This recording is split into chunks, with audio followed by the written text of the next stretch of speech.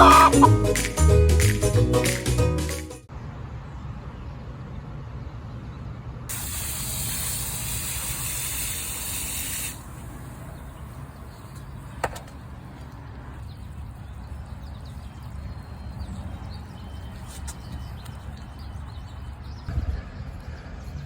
you end up having to thin usually. Okay. You can make something called a carrot tape. You get the special ribbon, and you can, like with tweezers, you know, control what carrots are going where. So cool. Yeah, because it's so small that you don't want to like. But as they start coming up, you can always just thin. Right, just a light coating on top, just enough to cover it. Nice. Like you're making a pizza pie. And then that's it. Carrots are in. And look at these green beans. They are doing so well. Yay.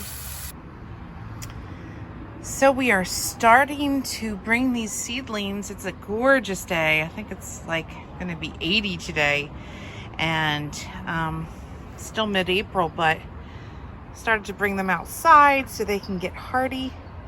And that zucchini, I always hear zucchini kind of is easy to grow and takes off, but this for me is so interesting. It's new for me. It's all brand new for me, and to see progress in such a short time, boy, these seeds just, you know, they want to grow, they want to be here.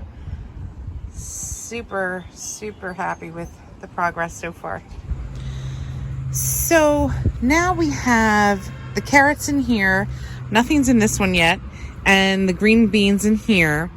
Over here, in these main beds, that's where the seedlings that you just saw are going to go. Now, with the threat of frost, you know, a lot of people don't plant yet. But we did do a row of baby bok choy. Actually, specifically a Shanghai greens, it's called. Because I just absolutely love those at our local Chinese restaurant. So we'll see if we can grow them. Obviously nothing is happening here. And I'm going to take you now in our yard. It's a little wet here. It's drizzling. There's the babies. Hi, girls. Hi, girls. They have not laid any eggs yet, but we're thinking within the next month they should. Hi, Ginger. Hi, girl. How's it going? Love these girls. They are incredibly cute. So this bed here, my husband decided he wanted the zucchini that vines to go right up the fence. And that was smart because, you know, you want to control that or else zucchini will be everywhere. So what we did was we planted, got this lavender Munstead. It's an English lavender. So we got that already started. We just kind of decided to do it that way instead of from seed. So we have one there and one in that far corner.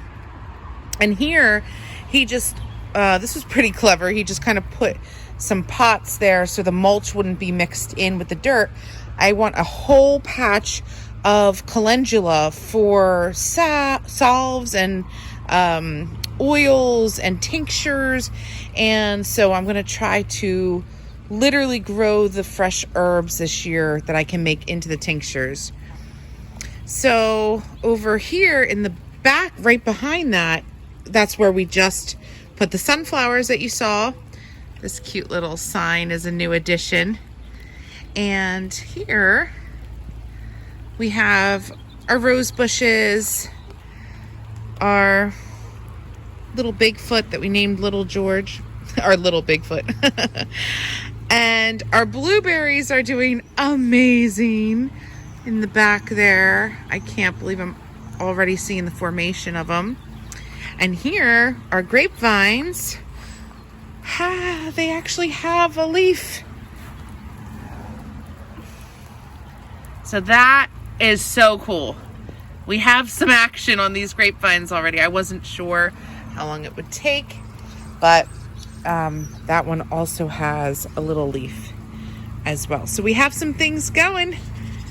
It is now April 15th, so will be quite interesting to see how much different this looks in just a few short weeks.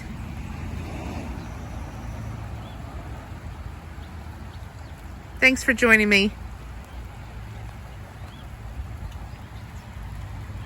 Say goodbye, ladies.